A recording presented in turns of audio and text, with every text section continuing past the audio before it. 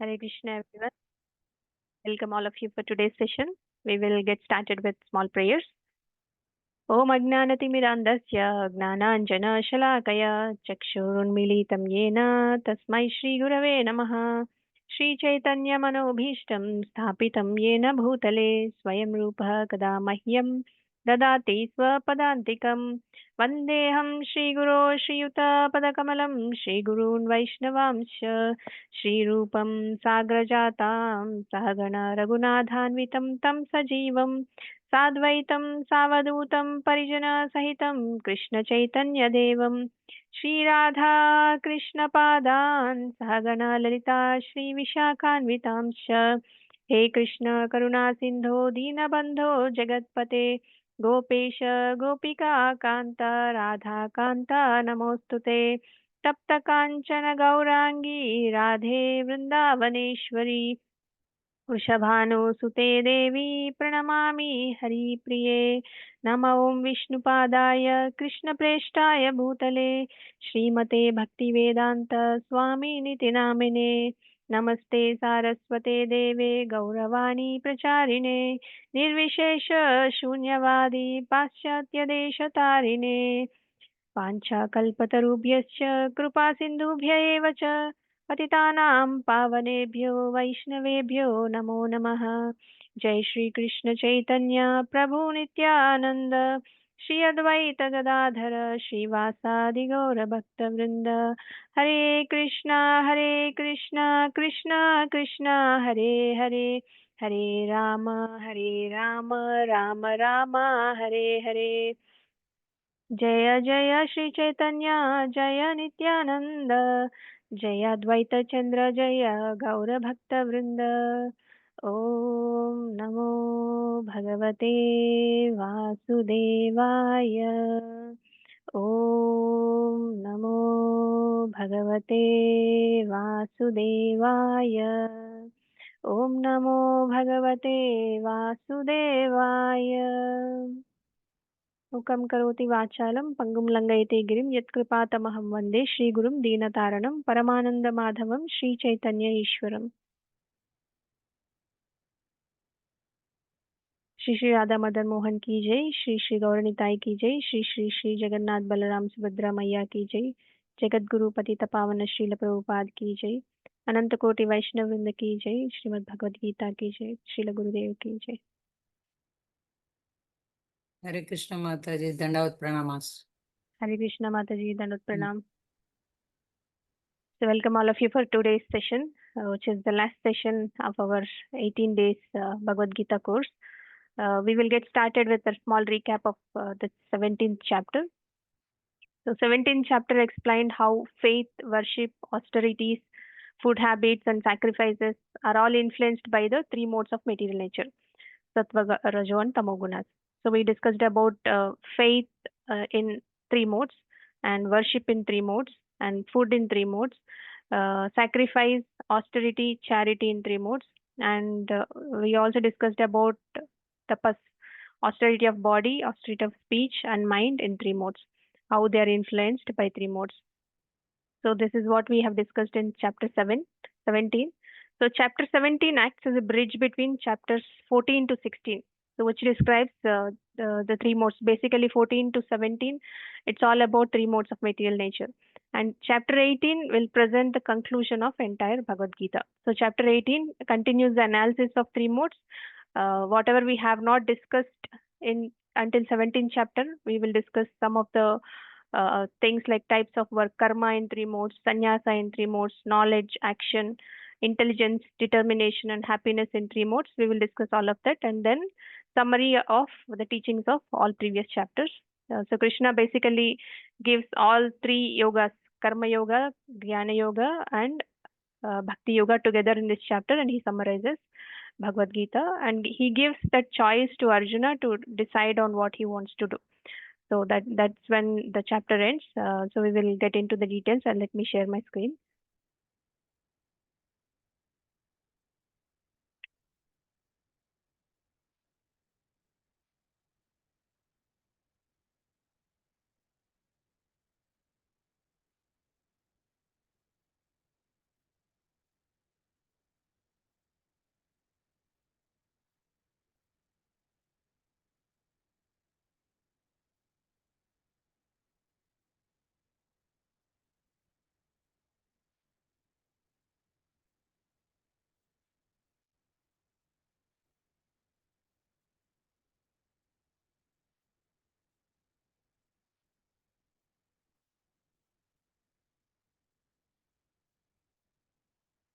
Let me know if you are able to see my screen.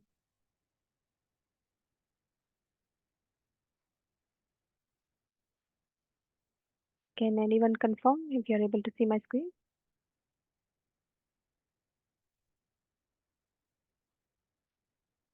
Yes, Mataji. it is visible. Mataji. Yes, Mataji. Okay. So let's get started with chapter 18, which is Moksha Sannyasa Yoga, which is the perfection of renunciation. So the name of the chapter. And chapter 18 is the longest and final chapter of Bhagavad Gita, and it serves as a comprehensive summary of all previous chapters that we have discussed. And Krishna concludes his teachings and brings Arjuna to the final point, that is fully surrendering unto Krishna. So that is the final conclusion he gives. So section 1, so the acronym that we will be discussing is SMILE, SMILE. So it's a perfect example of perfect fit, appropriate acronym for chapter 18. So after 18, we will definitely be able to see the smile in our faces, because we will be happy that we are not only completing the Bhagavad Gita, but we are also having knowledge of Bhagavad Gita and overview of 18 chapters. So section 1, Karma Yoga, he discusses the summary of Karma Yoga, which is from 1 to 18 shlokas. Basically, Krishna talks about renunciation, work, and right understanding of action. So Karma Yoga section we discussed from 1 to 6 chapters. So Krishna will be discussing one more time about Karma Yoga, and he summarizes what he have discussed in 1 to 6 chapters.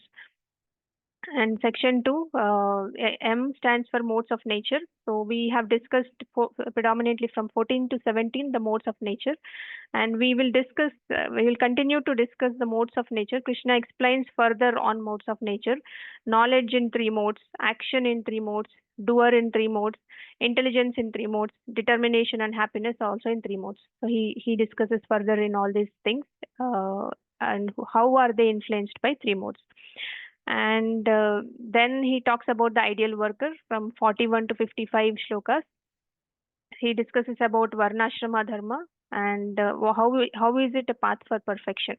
So this section talks about that. And L stands for love of God. 56 to 66 verses, Krishna talks about declares that the highest path is bhakti yoga, and surrender and devotional service is what Krishna discusses in this section. And what would be the end results? It will be discussed from 67 to 78 shlokas. So Krishna tells Arjuna these teachings are very confidential, meant only for devotees. The one who preaches this message to anyone is most dear to Krishna, is what Krishna says. And after that, Arjuna responds, "My illusion is now gone. I will act according to your instructions, Krishna." So that ends the chapter, and so we will get into the details. Um,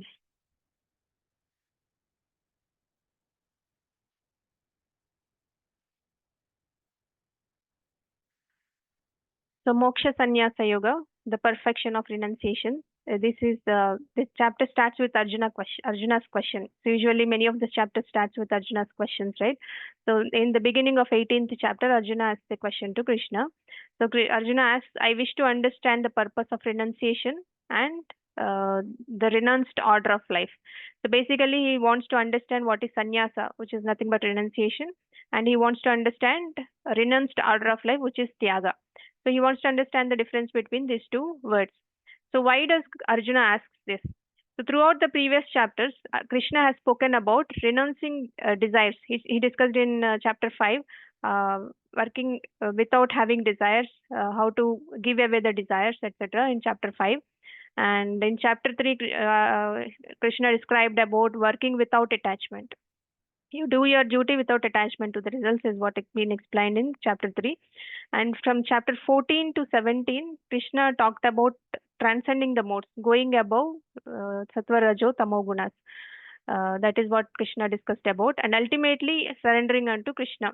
So now Arjuna is seeking clarity on these two terms that seem similar, but there is subtle difference, but he wants to clarify that with Krishna.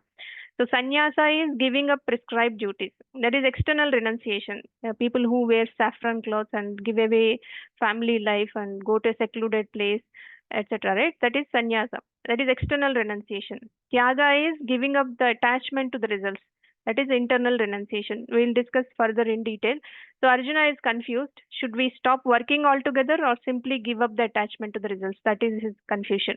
So he doesn't want to misunderstand Krishna's teachings. So he is asking sincerely, like a student, he is asking Krishna to clarify these things.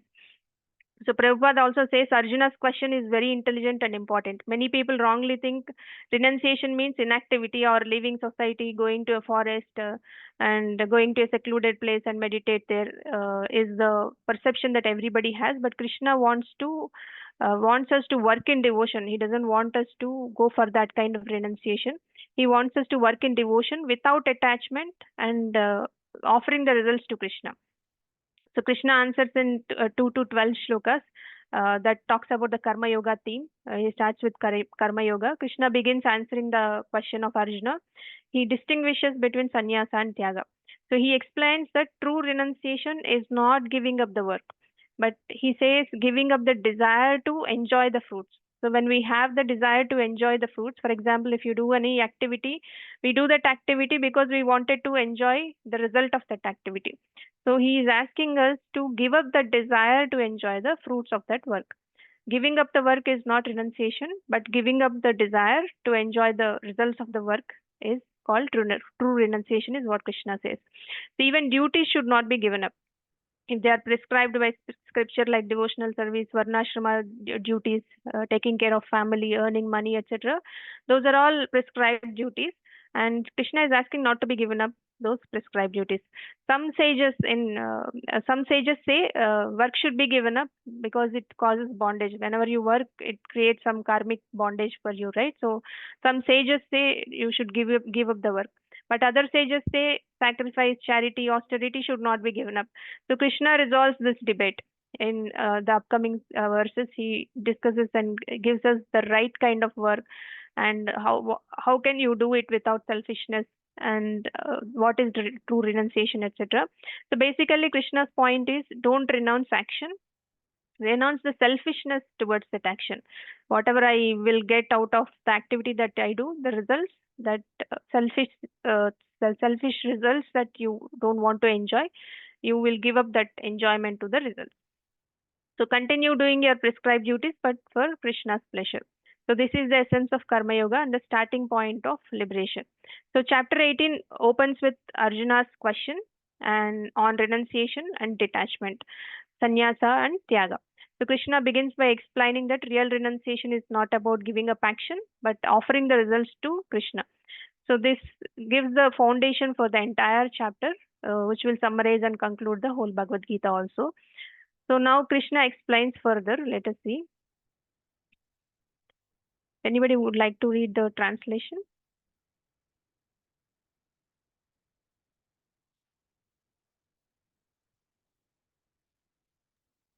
It is indeed impossible for an embodied being to give up all activities, but he who renounces the fruits of action is called one who has truly renounced. Bhagavad Gita 18.11. Hare Krishna. Thank you, Mataji. So Krishna is explaining here renunciation does not mean inactivity. So Krishna is clearly saying even if you are a renunciant, sannyasi also, you cannot stop all activity as long as you have a body. Because breathing, eating, speaking, thinking, these are all also activities, right? So it is impossible to renounce all karma completely. So that's what he clearly mentions here. Real renunciation is renouncing the fruits, karma phala tyaga. So karma phala tyagi is what is mentioned here in the verse also. Instead of giving up action, give up the desire to enjoy the results. So work for Krishna, not for selfish gain. This is called karma yoga. And such a person is called true tyagi. He is the real renunciant, is what Krishna says. So let's see what is actually real renunciation mean. For example, a devotee working in a job, that person continues his office work but offers the results to Krishna. So he doesn't crave for promotion, he doesn't crave for the recognition, praise, or material rewards, etc. And that way he will be peaceful because the actual stress comes when you want something out of what you are doing, right? So that stress Krishna is asking us to leave. That means you don't expect any results, you do your duty well. So this is karma phala tyaga, the proper way to renounce. So Arjuna himself, if you take an example, he wanted to renounce the battlefield and go to the forest. He said, I don't want to kill my relatives. I don't want to do this war. I wanted to go to a forest and I will meditate there. So Krishna corrected him. Don't give up your duty. Fight, but without attachment to victory or defeat. So you have to fight, but don't expect the result. So that's why Krishna did not support false renunciation. If you take Srila Prabhupada's example also, he was constantly working until 82, 83 years of old. He was writing books and preaching, traveling, but everything was for Krishna, not for his personal enjoyment. This is the standard of true renunciation. Then what is false renunciation? False renunciation is suppose a person leaves his family and work and lives in a forest, but without God consciousness. And externally, he looks like a renunciate because he's wearing a saffron cloth and he leaves the family, he goes to a forest. Externally, he looks like a renunciate, but he thinks about money internally. He thinks about family, or he thinks about his false ego, and that is not true renunciation. Someone giving up work or out of laziness also is not renunciation. Somebody thinks that, okay, if I do this work, I don't want to do this work because of laziness, but I'll say, okay, I will renounce this activity and I don't want to add karma to my account, etc. Right? That is also false renunciation. So we are not advised to stop action, but to act for Krishna without selfish motive. So the process of Bhakti Yoga is based on offering everything to Krishna, whether it is temple service, job, household duties, or preaching, anything that you keep Krishna in the center and spiritualize your activities. So this is real renunciation, which is approved by Krishna. So let us discuss motivation of false ego. So when we say a person who has false ego is not a true renunciant, right? Then let us see what exactly is the motivation, ahankara from the false ego. So motivation is the false ego makes a person believe I am doing everything, I am in control, I am the achiever, etc. Right? This mentality is called karta abhiman, thinking oneself the sole doer. So he thinks that I am only doing everything. In reality, we are only an instrument, like a pen in a writer's hand, right? We are like that. So Srila Prabhupada also explains this false identification with the body and thinking that I am the doer is just illusion. It is a poor intelligence because he is ignoring 5 factors of action. You remember we discussed about 3 doers in previous chapters. If anybody who is doing any activity, is he the only person doing that activity, or are there anybody else who are supporting? Anyone remembers? Krishna is supporting. Yeah. So basically, there are 3 doers that we discussed about. So one is Jiva, who desires, and Prakriti, who facilitates, and Supreme Lord, who sanctions. Yes. Jiva desires, Supreme Lord sanctions, and Prakriti facilitates. So there are 3 doers. We should not think that we are the only doer. So these are the 3 doers, and there are 5 actions, the 5 causes of action. The body itself is a place of action. The doer jiva is the soul who does the activity, and the senses, gross senses and subtle senses. For example, if you have to do your activity, you have to use your hands, legs, etc. Right, and you have to use your mind intelligence also, and you will also perform various efforts, endeavors. For example, you have to go to some place to market and get some grocery, etc. Right, any endeavor that is also one of the cause. And super soul is the final sanctioner. So body, jiva, who is the doer, senses, who are the instruments, and various efforts, the endeavors, and the super soul. These are the 5 things, the 5 factors of action. So ignorant people under the influence of false ego thinks that I am only the doer, and they ignore the Supreme Lord, and they think that my intelligence, my strength, my hard work, all this success is mine. So which is a false thing, which is not a real thing. So simple analogy, right? Just imagine an employee working in a company. He operates machines and he uses tools and he performs certain tasks. But who gave him the training? Who gave him the tools? Who gave him the job itself? And who pays for him and who allows his work to exist? Who is that person? Obviously, the owner of the company, right? So, likewise, we are the workers, and senses and body are tools. Material nature is the platform, and Krishna is the ultimate sanctioner. He is like a supreme manager. To say I alone have done this activity is like an employee saying I created this whole company. It's a foolish thing and foolish thought process and arrogant thought process. So, but what would be a devotee's attitude? Whoever has knowledge, whoever is doing bhakti yoga, what would be his attitude? He thinks, I may perform this action, but it is by Krishna's mercy that I have the ability. It is by Krishna's mercy I have this opportunity, and this result also is coming by Krishna's mercy. This is real intelligence and the beginning of bhakti yoga. So all glories and success belong to Krishna. When devotees act for Krishna, recognizing him as the final doer, they are free from karma. So this is for our good only. So when we have this understanding, when we have this thought process, no, there will be no karma account maintained for us. We will be free from this material miseries. So when people act in false ego, thinking I am the doer, they become bound by karma and illusion. So that is another disadvantage. So now we have seen the foolish doer thinks that he is alone doing the activity. But let's see how a liberated doer thinks. The opposite of foolish doer is a liberated doer. The foolish doer is motivated by false ego that we have discussed, but a liberated doer, he is not entangled by his karma because he offers the results to Krishna. But who is this liberated person? This liberated person Krishna describes is someone who does not identify himself with the body. That means he doesn't have a false ego. False ego is nothing but we are identifying ourselves with body, which is nothing but false ego, because we are really not the body, we are the souls.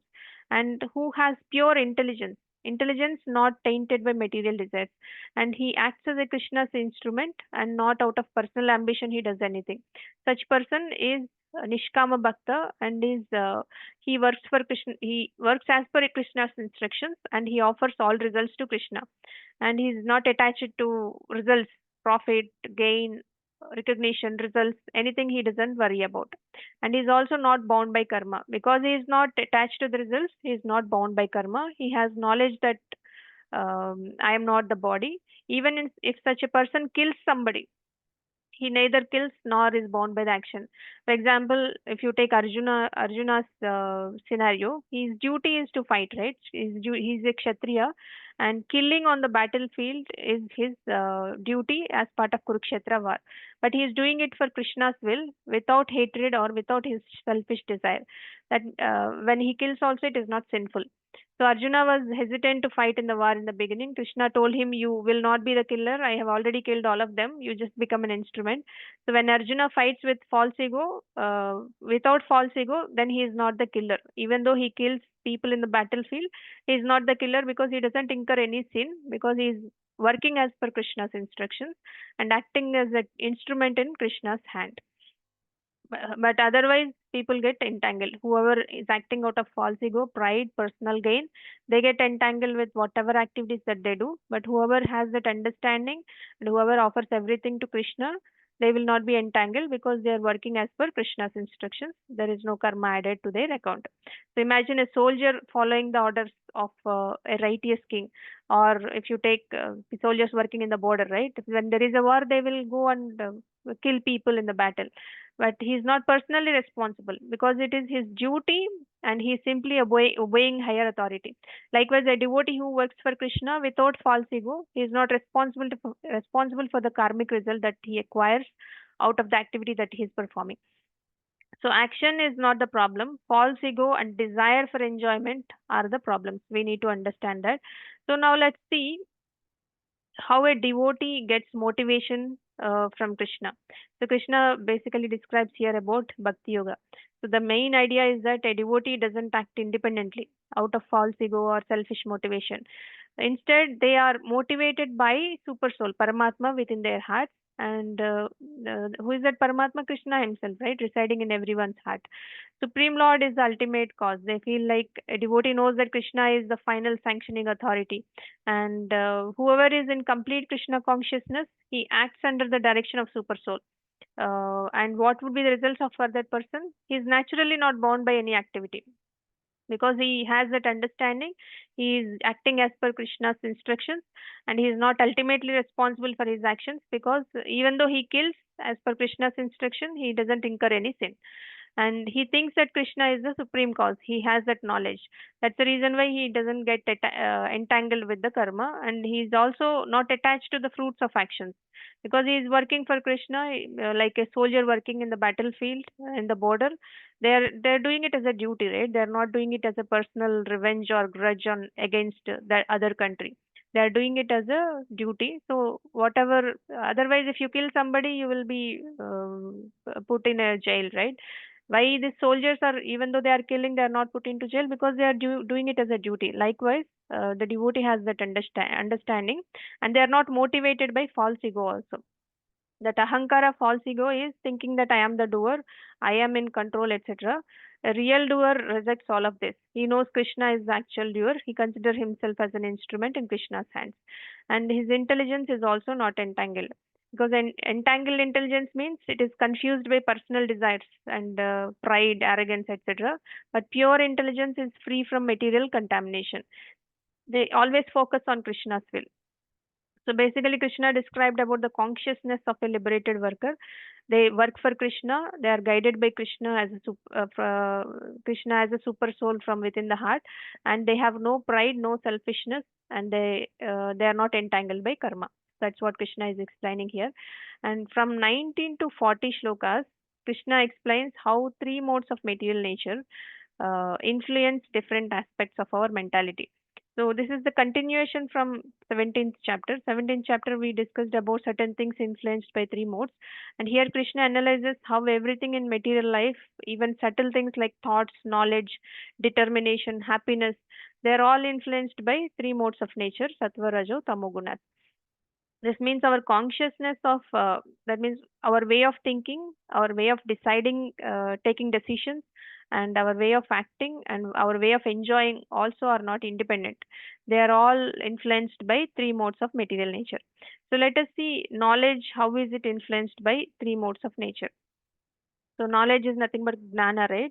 So sattva guna, people who are influenced by sattva guna, mode of goodness, sees one spiritual truth in all beings. That means they know that they are not the bodies, and if they see a dog, an elephant, or a human being, they consider everybody as a soul. They have that truth. They understand that spiritual truth in all beings. And whoever is in Rajoguna, who is influenced by the mode of passion, they see diversity and separation. That means they see human beings, animals, insects, birds, etc. They see that separation. And whoever is in ignorance, influenced by the mode of ignorance, they are misguided. They are always confused, and they have superstitious knowledge instead of the real knowledge. So only sattvic knowledge leads to bhakti and seeing Krishna in everything and everyone. So that is everybody is a soul, and within that soul there is a super soul inside their hearts. That is the understanding of people who have knowledge influenced by sattva guna. So let's see how action karma is influenced by three modes. Action, worker, karma, and karta. Action is karma, karta is the worker. So sattva guna influence is duty performed without any attachment. They perform their duty and they don't get attached. They will not be attached to the results. And whoever is in rajoguna, they work with ego, selfishness, and they always have stress because they wanted results. They want achievements, they want recognition, etc. And tamoguna, they're always influenced by laziness, harmful actions. They do harm to themselves and to others, and they're always deluded by they because they don't have that knowledge. They're always in confusion. They do very bad things, and they're always lazy. So the true karma yogi acts for Krishna, free from passion or laziness, who is in sattva guna. And let us see understanding also buddhi. Buddhi in intelligence influenced by these three modes. So people who are in influenced by sattva guna knows what to do and what not to do. They have that discrimination of what is right and what is wrong. And people who are influenced by rajoguna, they're confused always by personal benefit and loss. They analyze everything. If I do this, will I get any benefit? If I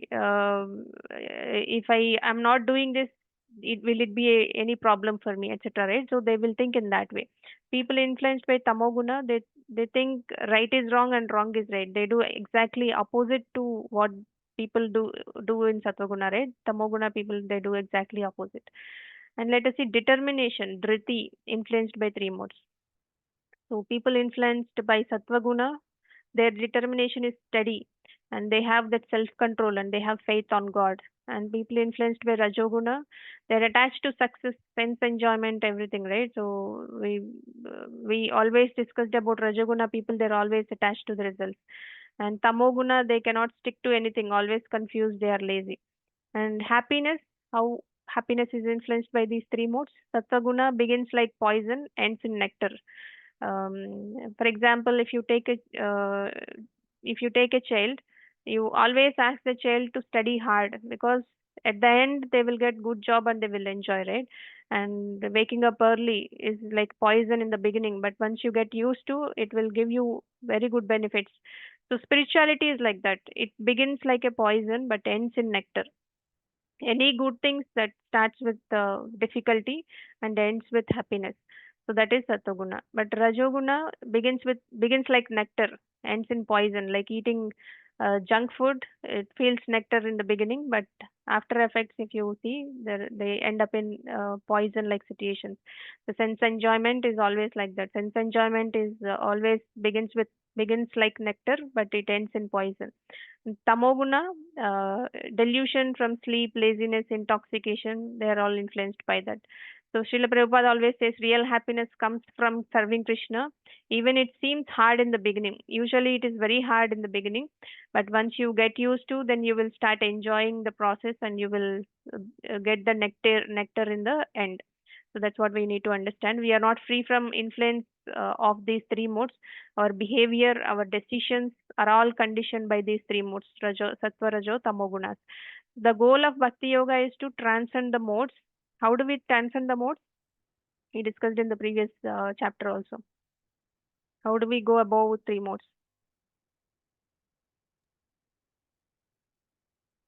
Anyone remembers? Lata Mataji? By doing bhakti and doing karma, Absolutely. in taking Krishna as a center.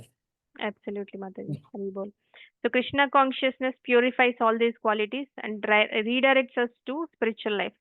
So that's what we need to understand from 14 to 17, and some of the 18th chapter also talks about these three modes, and we should always go above all these three modes.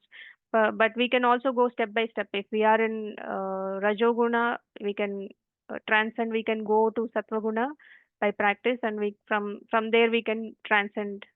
We can always go above Satvaguna through bhakti practice. But whatever stage we are in, we can take bhakti path and we can go above all these three modes and we can be free from all of these influences. So now Krishna describes about knowledge in three modes. So basically that was the previous slide talks about an introduction, but here we will discuss the knowledge in three modes. The knowledge, Krishna says, by which one undivided spiritual nature is seen in all living entities. That's what we discussed, right?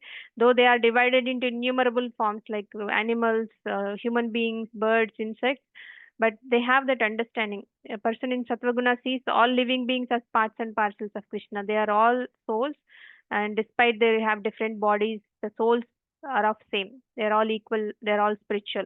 This vision is the true knowledge. It leads to compassion, humility, and devotion. So this knowledge leads one to bhakti, right? Whenever they have that spirit understanding, matter and spirit understanding, they will be able to go to bhakti very easily because they have that understanding, the unity of the souls in Krishna. And knowledge in mode of passion, that knowledge by which one sees many different living entities in various bodies. They feel separation and distinction, right? A person in Rajoguna sees everyone as different based on their body, race, gender, nationality. Thinks I am different, others are enemies or competitors, etc. This view leads to pride and they divide. In humans also they divide based upon country, race, etc., right? And this is nothing but materialism and attachment to certain community, certain country, certain language, certain race, etc. That is also an attachment.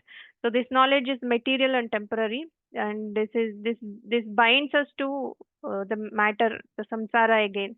and we will be suffering with that understanding. It is not spiritual vision. The people in Sattva-guna are influenced by that, and Rajoguna are influenced by that, and people in Tamoguna, ignorance. How are they influenced? A person in Tamoguna believes superstitions, false scriptures, and they create their own rules, and they worship ghosts and spirits, and they don't have any discrimination, and they don't apply any logic also. So things the body are external rituals, etc., are all absolute truth. They don't believe in God and things like that. So this is bewildered knowledge. They're always an illusion. They degrade their lives, and they fall from even from earthly planet to the lower planets. So they are not near to God. They don't understand God, and they don't want to understand what is matter, what is spirit also. So now Krishna explains from 18.23 to 28, the action influenced by three modes. He's basically talking about the nature and workers influenced by three modes of material nature.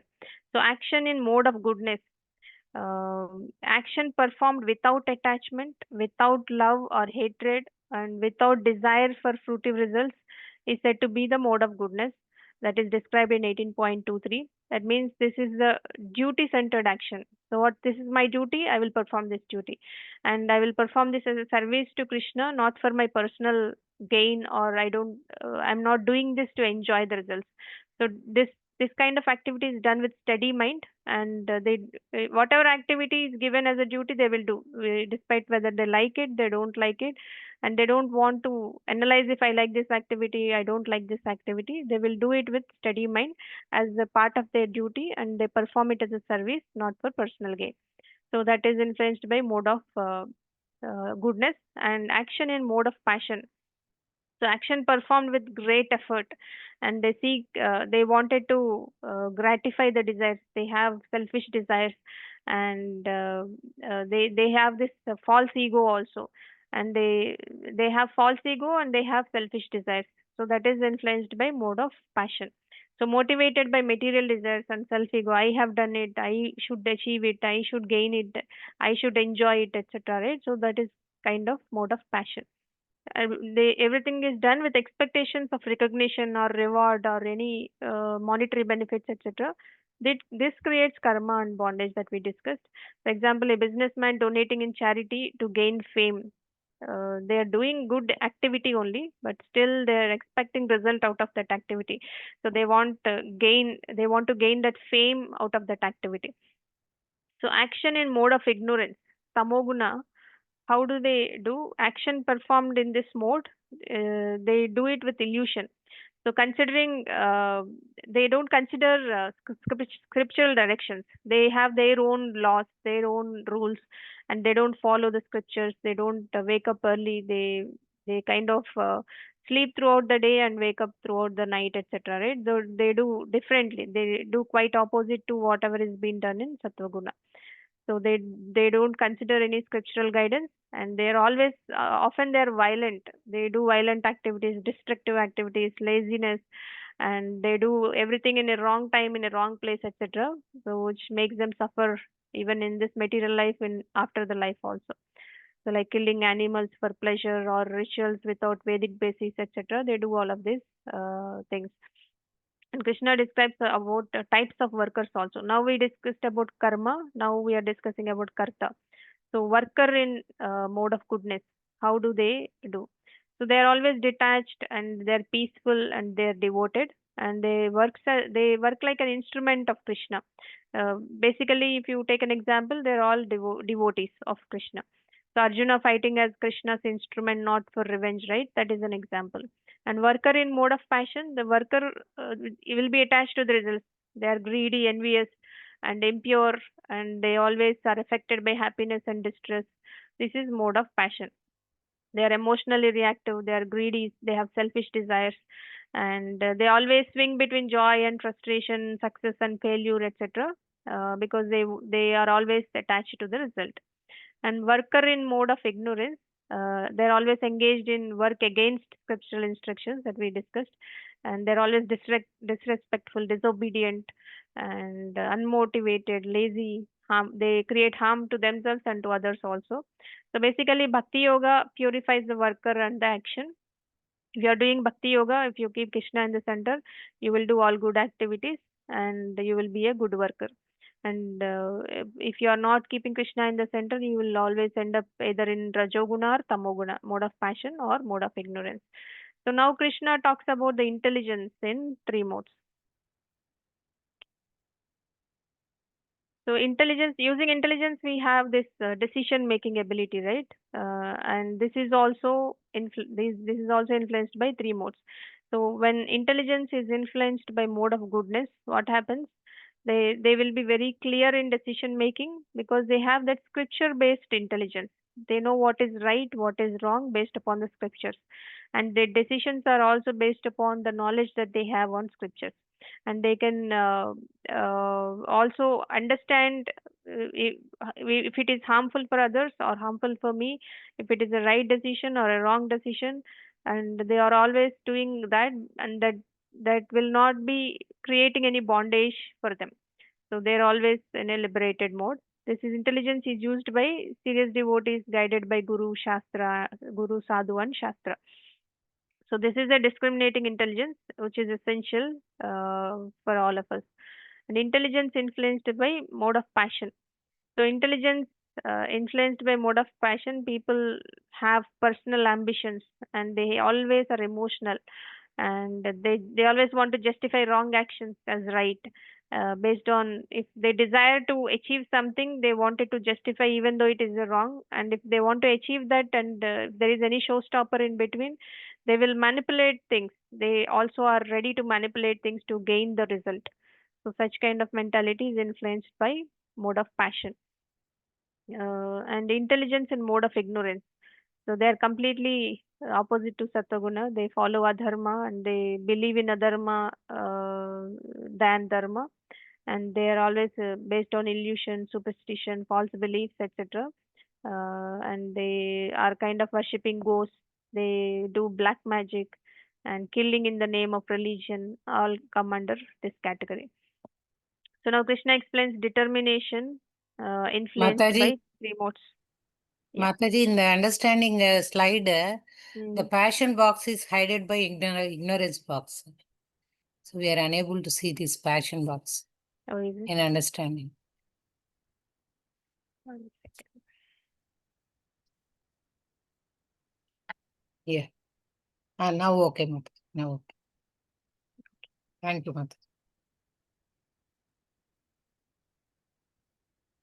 Yeah, let's see determination in three modes.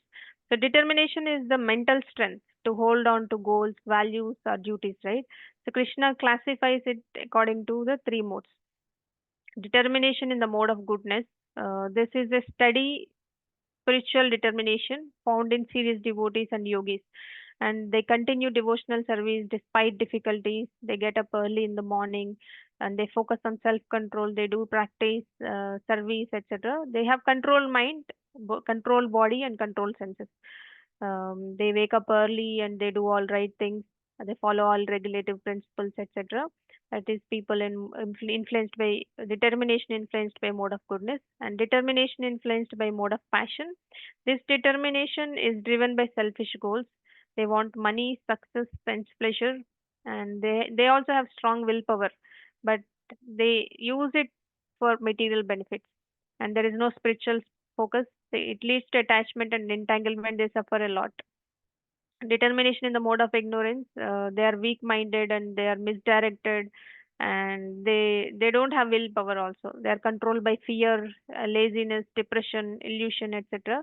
No consistent effort, even they don't work hard. People in mode of passion, they work very hard, they over endeavor, but people in mode of ignorance, they don't put any effort at all. Persons in they are in unreliable stagnant position. They never act due to fear, laziness, hopelessness. They're always in depression, etc. So real progress in Krishna consciousness needs sattvic determination, not the rajasic and tamasic. So now Krishna explains happiness influenced by three modes. Happiness in the mode of goodness. In the beginning, spiritual practices like waking up early, controlling the senses, may seem difficult or austere, but in the end, they give deeper and inner joy, and they will always be peaceful. They have the real knowledge, and they have the real knowledge of both soul and super soul, self and the God, and this leads to liberation and happiness. This understanding will give them happiness, and whatever they are doing, they initially it will be tough, but they will end up in happiness. Happiness in mode of passion, it starts sweet, that we discussed in the previous slides also, but ends up in suffering. Includes all forms of sense gratification, overeating, illicit sex, gambling, intoxication, etc. All of them, initially in the beginning, it will be very looking very happy, but it is always ending up with miseries. So it appears attractive initially, but leads to misery, anxiety, entanglement in karma, etc. Like we all always discussed about this example, any person who enjoys overeating but later suffers from indigestion and health issues, diabetes, or any other problems, health problems, physically and also mentally. And happiness in the mode of ignorance, this is not real happiness, it's illusion, based on escape and forgetfulness. They're always they feel like they are in happiness based because they take a lot of intoxication and they oversleep and they get distracted from their goals, and that leads to mental pressure, mental dullness, and no upliftment. They will always be in darkness and bondage. So now Krishna talks about the ideal worker and duty-based perfection. Now we have seen intelligence, determination, and happiness in three modes. Now Krishna is talking about the ideal worker and the duty-based perfection. So Krishna explains this in from 41 to 55th shloka, and he talks about four varnas and their duties. So Chaturvarnyam Maya Srishtam Gunakarma Vibhagashah. Krishna talked about in fourth chapter, if you remember. He described the duties of four social divisions: Brahmana, Kshatriya, Vaishya, and Shudra, right? But these are all not based on the birth. These are all based upon the modes Guna and Karma. Guna, Karma, Vibhagashah. That means we have certain guna, we have certain desires, we have certain swabhava. Based upon that swabhava, we are put into that category. It's not about, it's not that by birth somebody is Brahmana, Kshatriya, Vaishya, or Shudra, but based upon the swabhava and based on the karma. Both together, anybody is put into these categories: Brahmana, Kshatriya, Vaishya, and Shudra. So basically, Brahmanas are peaceful, self-control, austere, and they are always pure and tolerant. They have honesty, and they have scriptural knowledge and religiousness, righteousness, etc. And Kshatriyas, they are all like heroes. They have that power, determination, resourcefulness. Basically, they do administration, leadership, and all these skills they will have. Vaishyas, they do agriculture, cow protection, and trading, business, etc. And Shudras, they do service to others, especially the higher three varnas: Vaishya, Kshatriya, and Brahmana.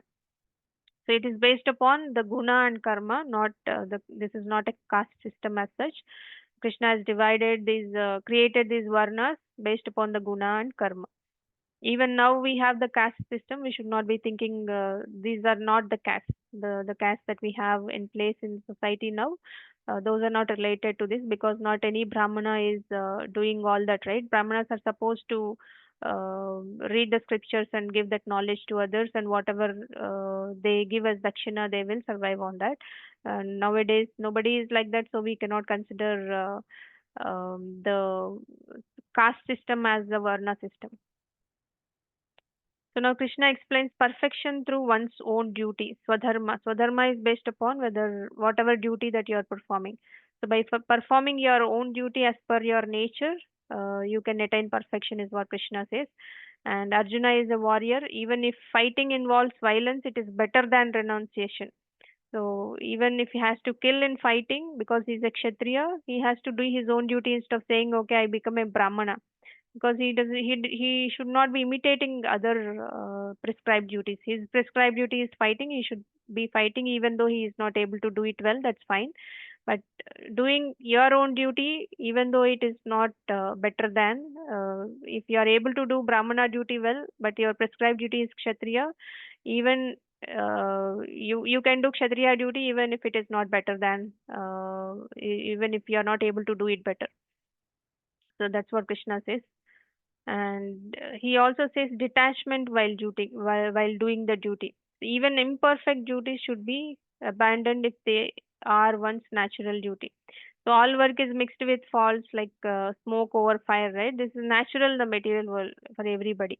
One should act without attachment, and with pure heart we have to work hard, and with steady mind also we have to do our duties. Then you will become a sannyasi, is what Krishna says. Even you are acting, you are doing your activities, but you will be seen as a sannyasi when you do it without attachment, and when you do it with pure heart and steady mind. So real renunciation is internal; it is not external. That Krishna described in the beginning of this chapter also. So from duty to devotion, from devotion to liberation is the path Krishna explains here. This is a step-by-step spiritual elevation. Perfection comes when one detaches from all material things. The qualities of a pure renounced person will be control mind and control senses, and they're always free from false ego, lust, false pride, etc. And they keep quiet and they're fearless because they believe in God, and they're steady in their meditation on Krishna. That means they are in perfect bhakti yoga. So pure devotional service is, Krishna mentions, only by pure devotional service can I be known as I am. So when you want to understand Krishna, then only way to understand is pure devotional service. That's why Krishna says bhaktya mam abhijanati. So that is what Krishna says. Knowledge of Krishna, it comes by bhakti. It doesn't come by speculation. So speculative knowledge is will not help. We have to do devotional service. So once we know Krishna, we will be able to do eternal service to Krishna. So basically the takeaway is, work sincerely according to your nature and offer it to Krishna. That is perfection. So one does not have to change any profession. So if we are in a profession and we think that, okay, I'm not able to do it well, I'll do another thing. I can do other profession perfectly. You don't need to do all of that. Do even imperfectly also do your own prescribed duty. Just change the consciousness. So that's what Krishna says. So devotional service should be the goal of all varnashrama dharma, even Brahmana, Kshatriya, Shudra, any prescribed duty that you are doing in your society for livelihood, you do it with devotion. So the goal is to attain Krishna. So you need not think that, okay, I am just a Shudra, I am working on menial service. That is fine. When, as long as you are keeping Krishna in the center, any activity, any job, anything that you are doing is great, because your ultimate aim is to attain Krishna. You don't need to think I should be a CEO, materially very super position to be able to reach Krishna. That should not be the goal. Whatever duty, prescribed duty that you have, you can do it, and you offer it to Krishna. You keep Krishna in the center and do with devotion, so that brings you closer to Krishna.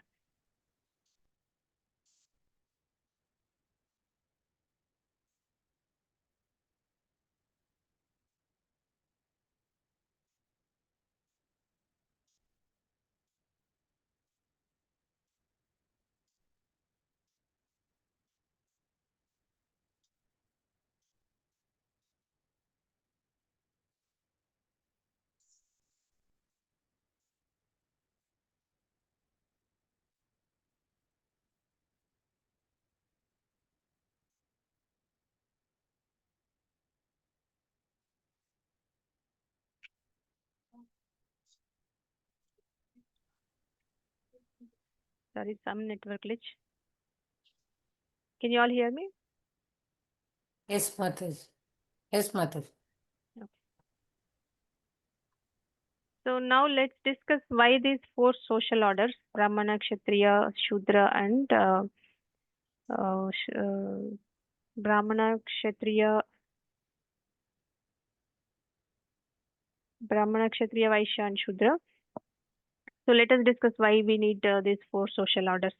So Krishna created these four types of people in society. Like we discussed, it is not based upon the birth, but based upon the nature, the qualities that we have, and activities that we do or that we have done, based upon qualities and karma. nature, guna and karma. This system is called Varnashrama Dharma. It helps to keep society balanced. Because every activity has to be performed, right? Brahmana activities have to be performed, and somebody has to be doing administration, somebody has to be doing agriculture business and production of grains and protection of cows, etc. And somebody has to be helping the labor class, helping all the varnas. So this is the social order that is created by Krishna. There is no superiority, there is no inferiority. As long as somebody is doing their work perfectly well, keeping Krishna in the center, that's what Krishna mentioned. Think of these roles in a company, each has different responsibilities, but every role is important in a company, right? Including the security, every role is important in a company. The same way, in the Varnashrama system is created uh, to for the cooperation with each other and to reach the final goal of reaching Krishna. So Brahmanas are basically the thinkers and the guides.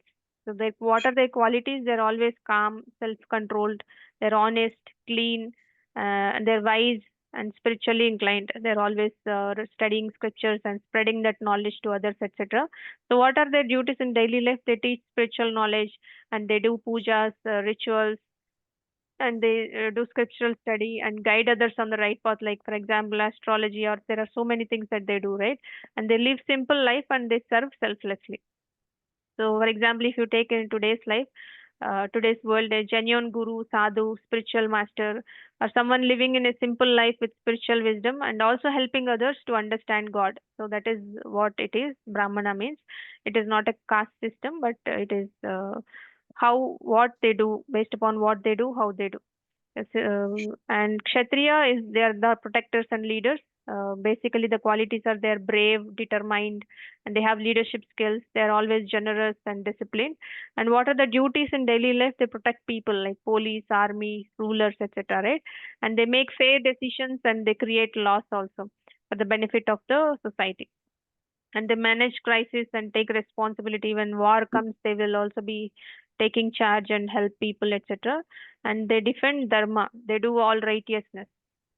For example, if you take good politicians, good police officers, good army commanders, or managers who protect and lead with integrity and responsibility, all those people will come under this.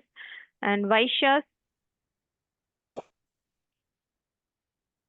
they're very practical, organized, good at trading and caring for nature and animals. The duties of Vaishya's daily life are farming, agriculture, cow protection, business, and trading. This is without cheating. Business and trading, everybody does, right? But the category of Vaishyas are they do without cheating. And supporting temples and society, those are the duties of their duties that they do. An example, ethical farmers, ethical shopkeepers, ethical traders, entrepreneurs, and ethical dairy owners who serve society and God. And Shudras, the helper class and service providers, and they are loyal, hardworking, skilled, and humble. What are the duties? They help others, they serve with skills and strength, assist in all the other roles, like they assist for Kshatriyas, they assist for Brahmanas, etc. Vaishyas also. And they are technicians, electricians, drivers, laborers, assistants, anybody you take, right? They all come under this category. And there is no one good category, one bad category. As long as you keep Krishna in the center and you do honest work and offer the results to Krishna, you will attain Krishna. So, and you will also be flourishing in the society, and you will also be attaining Krishna at the end of the life. So no one is superior or inferior. All four are equal spiritually. The goal is to serve Krishna and not to claim pride in one's position. Okay, I'm Brahmana, I'm Kshatriya, you are just Shudra. I should not be comparing like that. So everyone, regardless of social role, can become perfect by doing their duty for Krishna. That is what Krishna mentions here. So Krishna explains uh, how to attain him, how to attain the perfection. Mataji, we are unable to see the slides, Mataji. Oh, is it? Okay.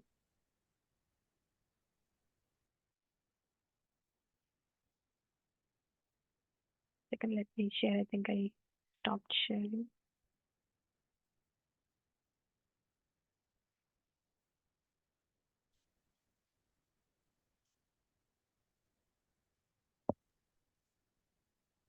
If you're able to see, Mataji? From 17th slide onwards, we are. Yeah, so we were discussing about these 4 orders, right? Yes. Brahmana, Kshatriya, Yes. Shudra, That Vaishya. was. Okay. So now Krishna explains how to attain himself, how to attain Krishna. Anybody would like to read the translation?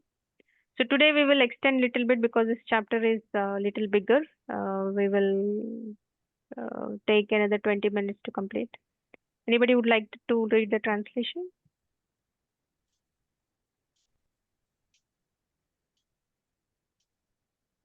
All right. So one can understand me as I am, as a supreme personality of Godhead, only by devotional service, and when one is in full consciousness of me, through such devotion, he can enter into the kingdom of God. So Krishna can be understood only by bhakti. He tells clearly in this verse, he will not be revealing himself by logic, by rituals or renunciation alone. He says only by loving service. That means only through devotion we can know Krishna in truth. We can know his form, his name, his qualities, his pastimes, etc. This is personal realization, not just intellectual knowledge. If you read books, you will not be able to understand Krishna. Only through devotion, only through bhakti, you will be able to understand Krishna. And bhakti brings realization and entrance into the spiritual world. That's what Krishna mentions here. So after realizing Krishna fully, the devotee becomes qualified to enter into his eternal abode, which is called Vaikuntha planet or Goloka Vrindavana. So this is not just liberation, but loving association with Krishna, that is Prema Bhakti. So just like a child can understand and connect with the father by love, right? Not by reading the father's resume or his qualifications, etc. He'll not be able to understand. Similarly, Krishna can be understood only through devotional service, not by scholarship or austerity or anything of that kind. So basically, the essence is hear about Krishna from bona fide spiritual master, serve with love and devotion. Then you will be able to get the eligibility to enter into Vaikuntha planet. So now Krishna takes us to next level.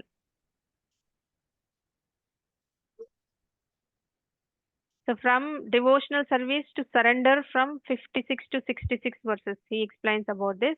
So 56, he says, devotee is freed from karma. A devotee may still work in world like job, family, but by offering everything to Krishna, they become free from all the reactions. So Krishna personally protects and delivers everybody. And Krishna says, work for Krishna with mind fixed on him. In all activities, he says, depend on me and work under my protection. With full consciousness of Krishna, you will overcome all obstacles, is what Krishna says. Krishna tells Arjuna and all of us to do our own duties, but with mind fixed on Krishna. So that's what his advice is. And with Krishna consciousness, we will overcome all the difficulties. So when you become conscious of Krishna, you will pass all the obstacles that are there in your life by the grace of Krishna. This is mentioned in 18.58. Krishna promises this. If you stay conscious of Krishna, he will carry you through life's problems. He will help you coming out of all your problems. And you will not be able to struggle and suffer anymore when you keep Krishna in the center. And when you act from false ego, then it causes bondage. That Krishna already explained previously, and he also explained from 59 to 60 shlokas. Krishna says, even if you say, I will not fight, your nature will force you to act anyway.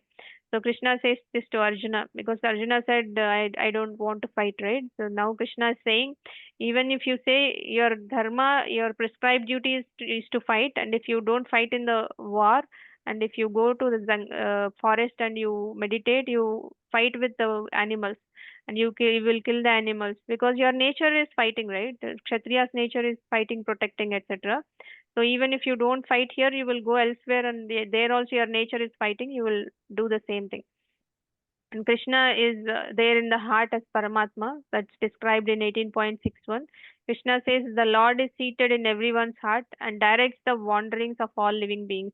So Krishna as Paramatma is inside every one of us. He's watching and guiding all of us. It is just that we have to have that devotion to understand the instructions given by Krishna from within. So he gives that intelligence to the sincere, but not everybody. Whoever is sincere, he will give that intelligence to understand Krishna is within the heart. and you take the shelter of Krishna alone, is what Krishna says. No need to fear. You just surrender and depend on me. Then I will take you through the destination. I'll take you through the Vaikuntha. And he also gives the final freedom of choice. So everything he explains to Arjuna, and he will not force anybody, even Arjuna or even for all of us, right? He gives that knowledge, but he won't force. He gives the choice to surrender. He says, if you surrender, this will happen, and he doesn't say you must surrender. So this is what happens if you surrender to me. If you want, you can surrender. If you don't want, it is up to you. And in 64, he says, this is the most confidential knowledge that I am giving you because you are my dear friend. And this is my secret instruction. You always think of me, become my devotee. That's what is the secret there.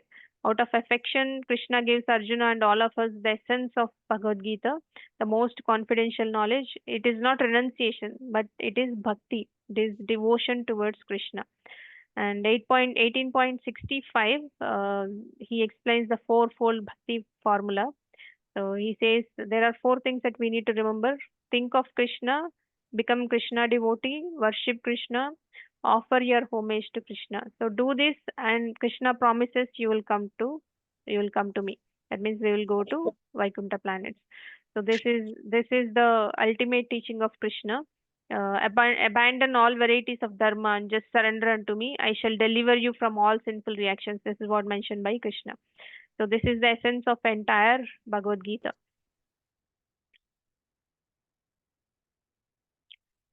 So Krishna is saying, follow these four things. Depend on Krishna, following principles of Bhagavad Gita, under the guidance of bona fide Guru, perform acts while remembering Krishna. Anything that you do, you just remember Krishna. So that means keep Krishna in the center. So what would be the result? Krishna will protect you personally, and Krishna will help you come over or go over all the obstacles that you have in your life, and personally take you to the supreme abode, Goloka Vrindavana. So that is the result. If you follow, this is the result. But he says it is up to you whether you want to follow or not. So that's what he mentions here in this verse. Sarvadharman parityajya mamekam sharanam vraja aham tvam sarva papebhyo mokshayishyami ma suchaha. Krishna is saying, abandon all varieties of religion and just surrender unto me. I shall deliver you from all sinful reactions. Do not fear. So Krishna is saying himself, right? Krishna says, stop worrying about doing so many duties, so many rituals, understanding so many philosophies, or going through so many paths. If you take meditation alone, there are multiple meditations available today, right? There are so many varieties of philosophies, varieties of meditations available. He says, stop worrying about all those things, so many things. Just take shelter of me completely, and then also let go of your false independence and false ego and trust me fully. Then he will say, I will personally protect you from all your past sins, past reactions, and also fears. He says, I will take care of you completely. So this is the essence of entire Bhagavad Gita. Krishna doesn't want mechanical religion. He wants our heart. All duties like Varnashrama, Karma Yoga, etc. are all meant to bring us to full surrender. So surrender means faith and obedience and love towards Krishna. So Prabhupada also says one must become Krishna conscious and act accordingly. Then Krishna will save him without a doubt. So what does surrender mean practically? Anybody has any idea about surrendering? We discussed a little bit about it, but if anyone has any idea I want to share, please go ahead. Doing karma without expecting the results of work, karma. Okay. So Krishna is saying, what does surrender mean practically? So accept Krishna as your maintainer and protector. That means anything, you will not have any fear. If you are believing in Krishna, you have faith in Krishna, even in material world, you will not have any fear. That means you are accepting Krishna as your maintainer and protector. And follow Krishna's instructions without second thoughts. Whatever is instructed in Bhagavad Gita, you will follow all the instructions without any second thoughts.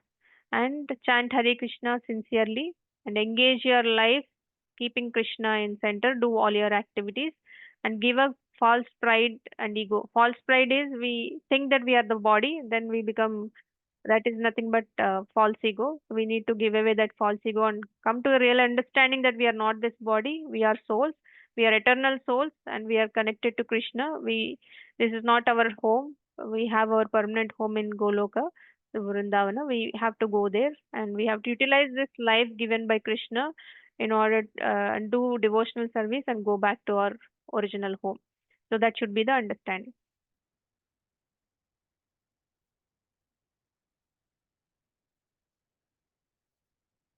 So surrender, what does surrender mean? Surrender unto Krishna, and which will give you the transcendental peace, and which will help you go to attain supreme and go to the eternal abode of supreme.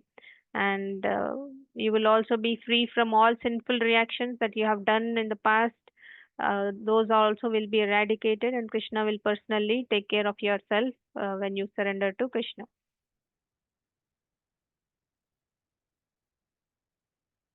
And these are the end results.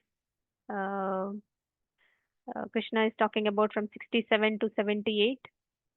Krishna is saying this is the conclusion of Gita, 67 to 78. So 18.1667 Krishna says, who can receive this knowledge, and one who distributes this knowledge will be dear to him, and one who studies what happens, one who listens with faith what happens, the supreme auspiciousness. These are all discussed in the following verses. So who can receive this knowledge? Who are devoted, who are doing devotional service, and who are non-envious to Krishna, and who are friends to Krishna, and who have self-control. So we need to have these four qualities, then only we will be able to receive instructions of Krishna. So these are very important. We should not be envious towards Krishna. So there are many people who are envious about Krishna, right? In the scriptures also in the past we have seen, and people think that Krishna says, I am the God, and people think why he is the only God, because they don't have that understanding, right? And there are people who say Krishna has married 16,108 wives, and why can't I marry two or three wives? So they are envious of Krishna. And we can ask them, Krishna has lifted Govardhan Hill, which is so maybe 24, 25 kilometers wide, and he lifted it with little finger. Can you do that? So if you cannot do that, you cannot imitate all other activities also. So we can convince them like that. But these are the four qualities that we have in order to receive the knowledge given by Krishna. And Krishna gives that freedom for the devotee to surrender. And it is not that he forcefully asks anyone to surrender himself. He says, if you surrender, this is what will happen. It is up to you if you want to surrender. He doesn't want to force us. He gives us that choice. And now he is saying here, thus I have explained to you knowledge still more confidential. Deliberate on this fully, and then do what you wish to do. So Krishna is saying this to Arjuna. Arjuna said, my dear Krishna, O infallible one, my illusion is now gone. I have regained my memory by your mercy. I am now firm and free from doubt, and I am prepared to act according to your instructions. So Arjuna says in 18.73. So Krishna is saying all these things, and he is giving that freedom, and he is asking Arjuna to do what he wishes to do. And Arjuna is clear after all the discussions. This Bhagavad Gita is told to Arjuna in half an hour. So like we are taking a lot of time to understand Bhagavad Gita, but for Arjuna it was told in the battlefield for half an hour time. And after the instructions, Arjuna had a clear picture, and he had that illusion, he had that bewilderment in the beginning during the beginning of the war. But after the instructions of Krishna, his illusion is now completely gone, and he regained the memory by Krishna's mercy. And he says, I am firm and free of all the doubts, and I am prepared to act according to your instructions. That means Krishna is asking Arjuna to fight and help him to re-establish the Dharma.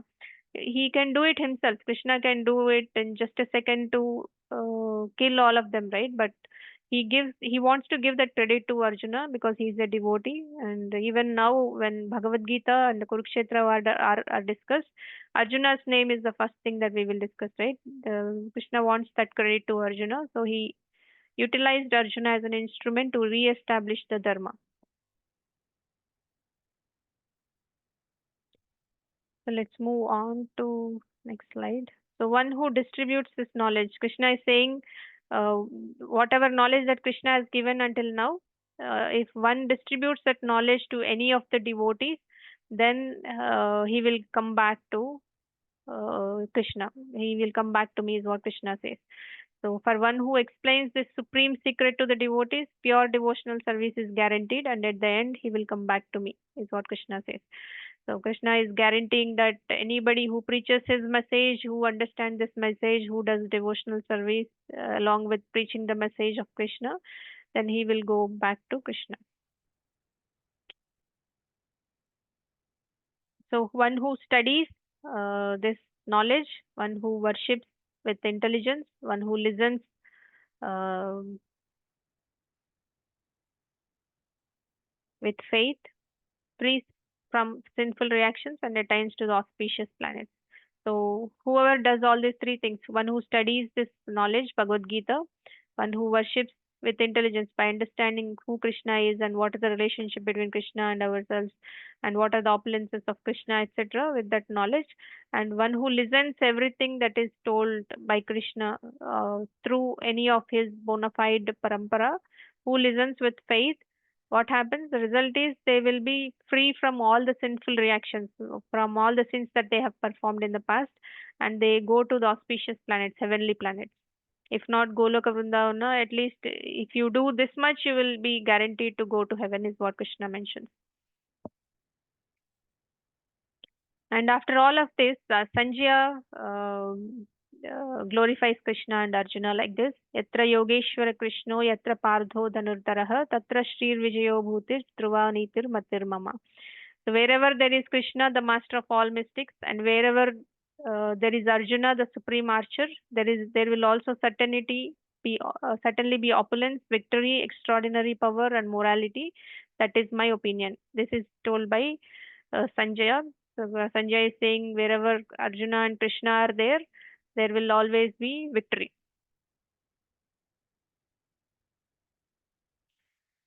Thank you so much for listening in all these 18 chapters.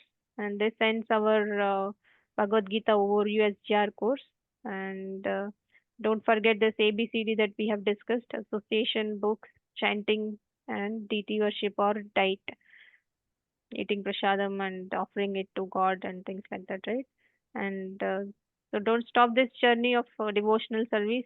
And if you are interested in joining any of the online courses, we have regular courses like daily Japa sessions in the morning, in the afternoon, in the evening. There are multiple batches are available. If you wish to continue the journey in listening into the deeper aspects of Bhagavad Gita and be associate with like-minded folks, ping me personally. I will add you to, maybe we can also have a discussion and see which one you are interested in joining.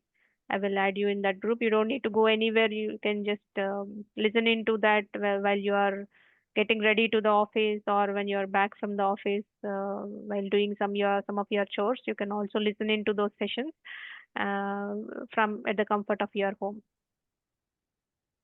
So let us chant Hare Krishna Mahamantra together, and I'll see if you have any questions. We can discuss on your questions. So unmute yourself and let us chant the mantra together.